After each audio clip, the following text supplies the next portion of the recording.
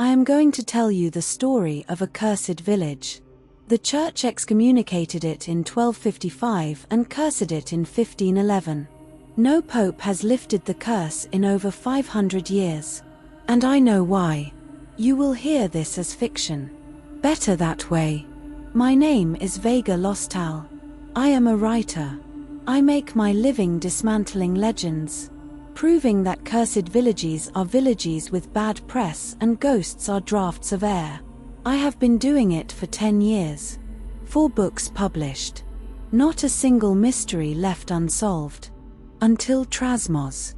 I arrived in Trasmoz on a Friday in October, mid-afternoon, with the sun setting behind the Moncayo and the mountains silhouetted against the sky like a reclining animal.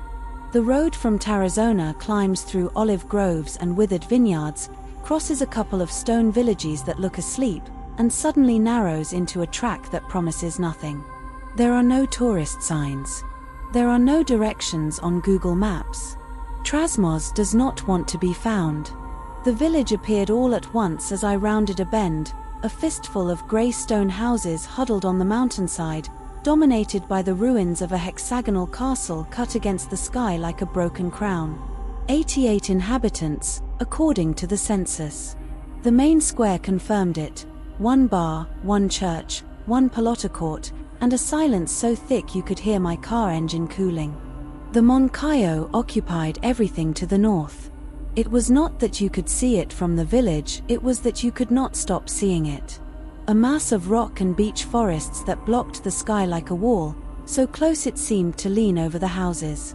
The wind that came down from the summit smelled different from the wind of the plains, mineral, cold, ancient. Air that had been passing through the same stones for centuries and had ended up smelling like them. In the mid-afternoon, with the sun already low, the mountain's shadow reached the last houses and covered them in a sudden chill that had nothing to do with temperature. It was a chill of scale, of reminding you how small you are. You got the impression that the village was not beside the Moncayo but inside it, like a molar in a jawbone. I had come to write my 5th book.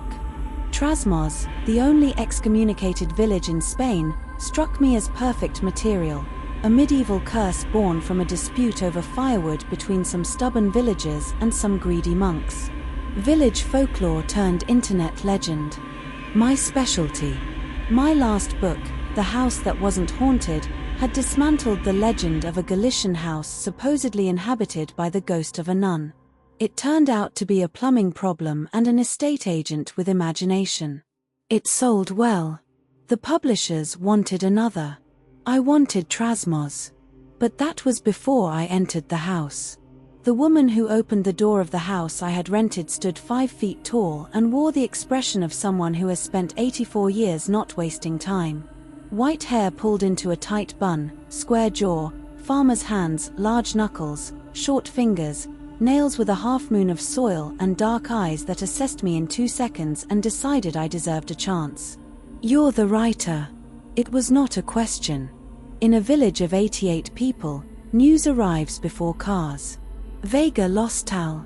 I've rented the house for a month. I know. My name is Pilar. The house belongs to my family. The house was made of stone, like everything in Trasmoz. 2 floors. Ground floor with a kitchen and a sitting room. Upstairs, 3 bedrooms and a bathroom that looked like it had been added in the 70s with more willpower than judgment. The ceiling beams were oak blackened by centuries of smoke. The walls were 1/2 meter thick, more fortress than dwelling.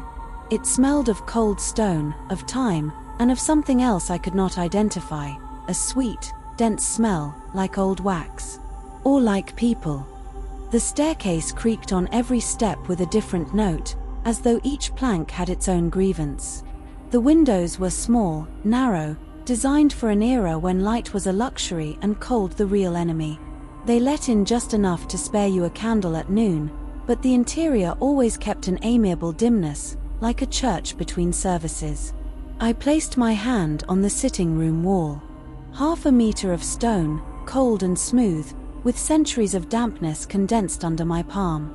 It was like touching something alive that had been asleep a very long time, not the cold of abandonment, but the cold of patience.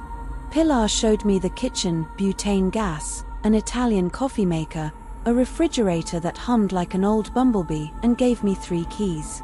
Front door, back door, and the woodshed. And the bedrooms. Sleep in the one on the left. It has the best views. And the other 2? Pilar looked at me with the patience of someone who has answered many times a question no one asks. The others are occupied. Before I could ask what she meant, tenants, stored furniture, old junk, Pilar was already at the door. The bar is open until 10. Julian brings the bread on Tuesdays and Fridays. If you need anything, my house is the one with the green roof at the end of the street. You can't miss it, it's the only one with flower pots. She left. The silence filled everything again, like water filling a glass. I went out to explore Trasmoz before the light was gone. October in Aragon is generous with its sunsets, the sky turns orange, then pink, then purple, and the Moncayo absorbs each color until it stands black against the horizon. But the light does not last, and when it goes all at once. The village was smaller than it looked from the road. Narrow stone streets with weeds growing between the cobblestones. Closed houses, many of them closed, with shutters that had not been opened in years. A grey cat followed me for 2 streets and then lost interest. On a corner, a ceramic tile read Plaza de España in a typeface that had not been manufactured since the 1940s. The castle was visible from every point in the village. Hexagonal, with a square tower in the center, the keep, I read later, from the 12th century. The walls had been partially restored, but the lateral towers were still stone skeletons open to the sky. A sign advertised the Museum of Witchcraft and Superstitions of the Moncayo.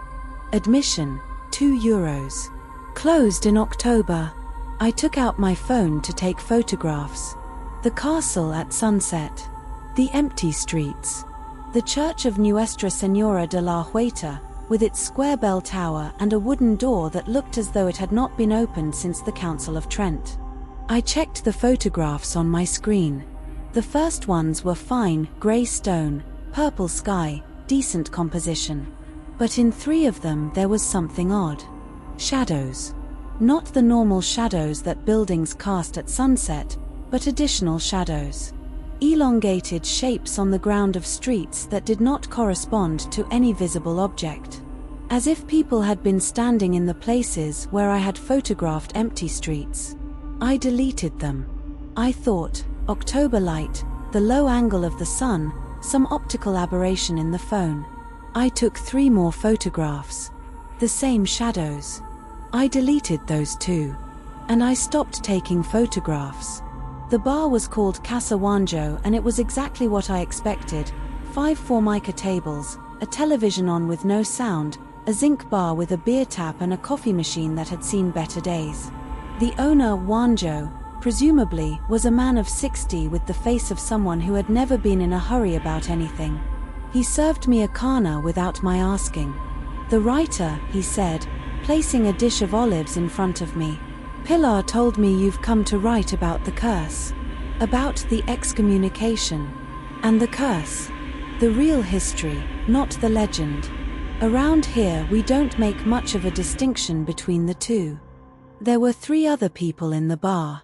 An older man in a beret reading the Heraldo de Aragon.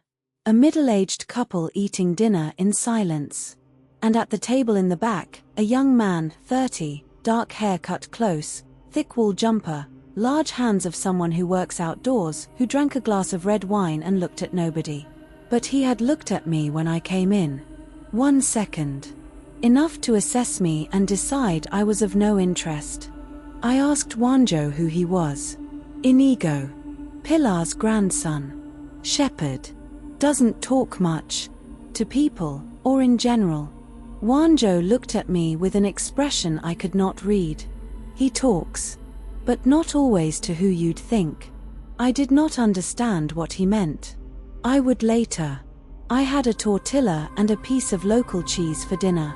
I walked back to the house through streets that were now completely dark. There were no street lamps on half of them, and the ones that existed gave an anemic light that barely reached the ground.